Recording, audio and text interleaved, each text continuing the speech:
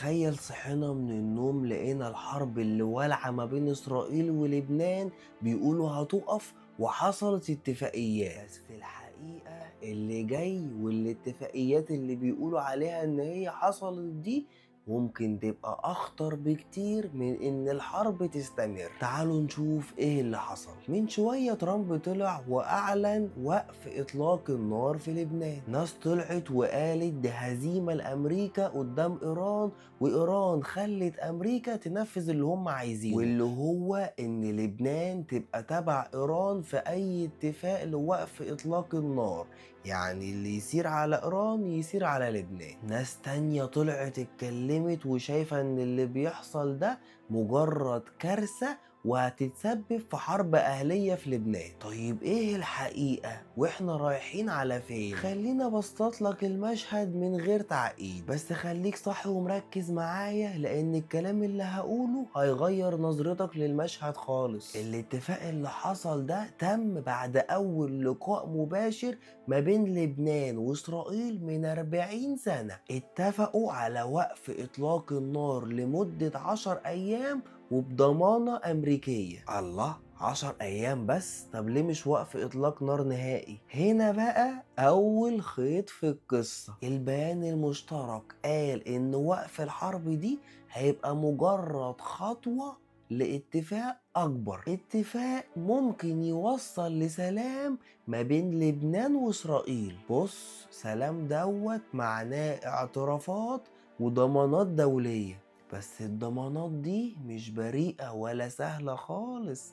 الضمانات دي ممكن تشمل وجود إسرائيل في الجنوب اللبناني. على فكرة دي مش احتماليات ولا كلام نظري، إسرائيل أصلا دمرت كل الجسور اللي بتربط الجنوب بالشمال، يعني بتعزل جنوب لبنان عن شمال لبنان تمهيد لسيطرة إسرائيل على الجنوب اللبناني. استنى بس، انت رايح فين؟ الموضوع ما خلصش عند هنا. البيان كمان أكد إن من حق إسرائيل تدافع عن نفسها ضد أي مقاومة في لبنان، بس مفيش ولا كلمة واحدة في البيان بتتكلم عن حق اللبنانيين في المقاومة أو الدفاع عن نفسهم. طيب الكلام ده معناه إيه؟ ببساطة بيتم تمهيد لبنان لنزع السلاح منها، يعني نزع سلاح الحزب ونزع سلاح أي مقاومة لبنانية. وللأسف الاتفاق ده بيقول إن نزع السلاح ده لو تم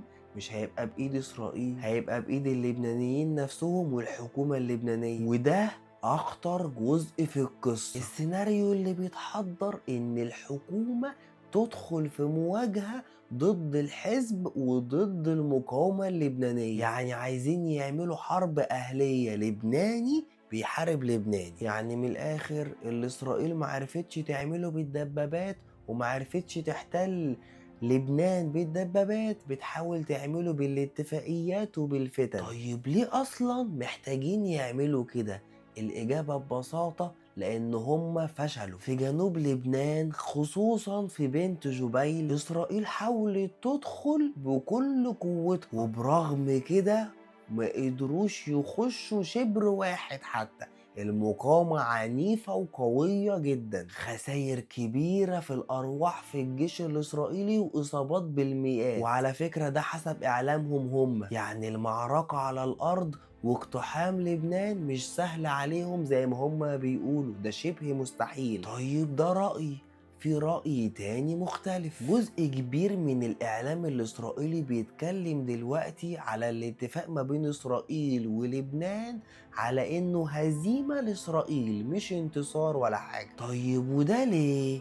لأن إيران كانت حاطة شرط واضح جدا، عايزين تفاوض، وقفوا الحرب في لبنان الأول. وده حرفيا اللي بيحصل دلوقتي، الحرب في لبنان بتقف عشان يتمهد التفاوض مع إيران. يعني الميدان والضرب والقوة هي اللي فرضت كلمتها مش السياسة. فاحنا دلوقتي قدام مشهد غريب جدا، وقف إطلاق النار من نظرة تحس إن هو انتصار لأن إيران عملت اللي هي عايزاه، الشرط بتاعها اتنفذ وهو وقف الحرب على لبنان.